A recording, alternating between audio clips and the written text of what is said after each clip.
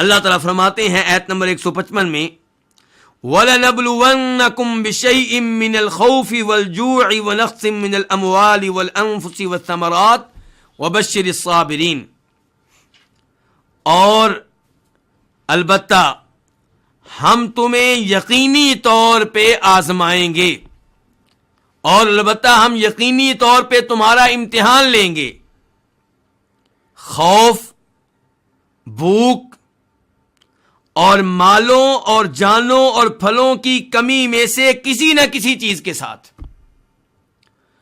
وَبَشِّرِ الصَّابِرِينَ، اور آپ خوشخبری دے دیں صبر کرنے والوں کو۔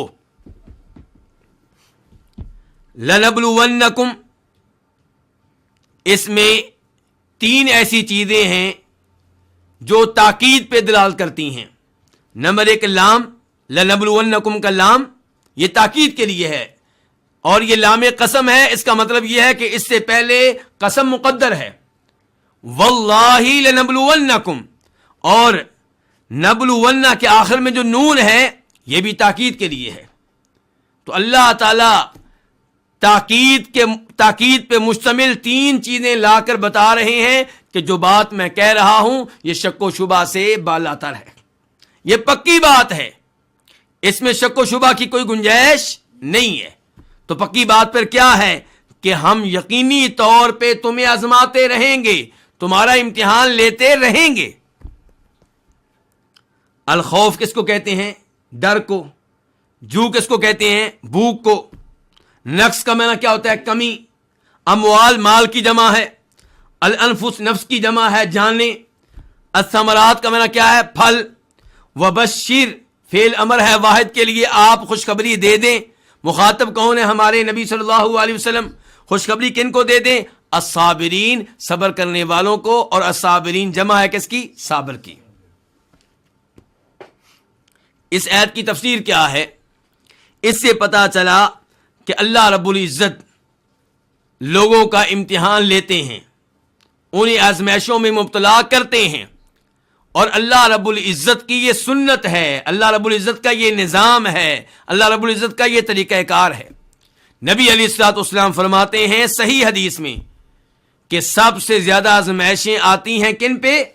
انبیاء کرام علیہم الصلوۃ والسلام پہ، پھر ان کے بعد جو کوئی جس قدر زیادہ نیک ہے اسی قدر اس پہ آزمائشیں آتی ہیں۔ اللہ رب العزت اپنے بندوں کے ایمان کے امتحان لیتے ہیں۔ اللہ رب العزت دیکھتے ہیں کون صبر کرنے والا ہے مصائب اور مشکلات پہ، اور کون ہے جو جزا فضا کرتا ہے، کون ہے جو اللہ رب العزت پہ اعتراض کرتا ہے۔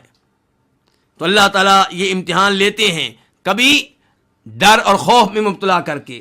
ڈر اور خوف کبھی عام ہوتا ہے، پوری قوم کو اللہ تعالیٰ خوف اور ڈر میں مبتلا کرتے ہیں، بہت بڑا دشمن حملہ کر رہا ہوتا ہے، یا بہت بڑا کوئی عذاب آ جاتا ہے، یا انفرادی قسم کا خوف، میرے گھر میں کوئی مسئلہ ہوگا، مجھے کسی دشمن کا ڈر ہے، آپ کو کسی دشمن کا ڈر ہے۔ تو جو عام خوف ہے وہ بھی اللہ تعالیٰ کی طرف سے امتحان ہے، اور جو انفرادی خوف ہے وہ بھی اللہ رب العزت کی طرف سے امتحان ہے۔ الجو، اللہ تعالیٰ بھوک کے ذریعے بھی امتحان لیتے ہیں، قحط سالی کے ذریعے، رزق میں کمی کر کے اللہ تعالیٰ امتحان لیتے ہیں کہ ان حالات میں جب کہ رزق کم ہے کون صبر کرتا ہے، کون اللہ تعالیٰ کے فیصلوں پہ راضی ہے، اور کون جزا فضا کرتا ہے اور اعتراض کرتا ہے۔ وَنَقْصٍ مِّنَ الْأَمْوَالِ، اللہ تعالیٰ مال میں کمی کر کے، اگر آپ کے پاس پہلے 3 گھر تھے، اللہ نے 1 گھر واپس لے لیا، 2 گھر واپس لے لیے۔ آپ کی جائیداد پہلے زیادہ تھی، اللہ نے واپس لے لی۔ والانفس، آپ کے 10 بیٹے تھے، اللہ نے 1 واپس لے لیا۔ آپ کے 5 بیٹے تھے، 1 اللہ نے واپس لے لیا۔ آپ کی بیگم اللہ نے واپس لے لی۔ آپ سے اللہ نے والدین میں سے کسی ایک کا سہارا واپس لے لیا، چھین لیا۔ تو یہ اللہ رب العزت کی آزمائش کے طریقے ہیں۔ والثمرات، اور اللہ تعالیٰ آزماتے ہیں پھلوں میں کمی کر کے بھی۔ آپ کا غلہ، آپ نے بڑی محنت کی، بیج اچھا لے کر آئے، زمین کو اچھی طرح پانی دیا، اور اچھی طرح آپ نے ہل چلائے، ساری محنت کی، لیکن رزلٹ کیا ہے کہ پھل بہت کم آپ کے گھر میں آیا ہے، غلہ آپ کے گھر میں بہت کم آیا ہے.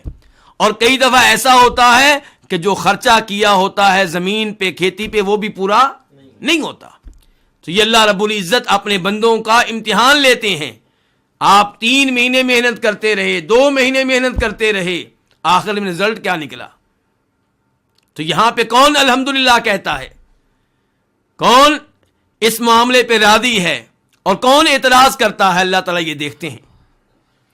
فرمایا وبشر الصابرین، خوشخبری آپ ان کو دیں جو ان آزمائشوں پہ صبر کریں، جو ان مشکلات پہ صبر کریں. تو یہاں سے بھی پتہ چلا کہ صبر کرنے والے بہت عظیم لوگ ہیں.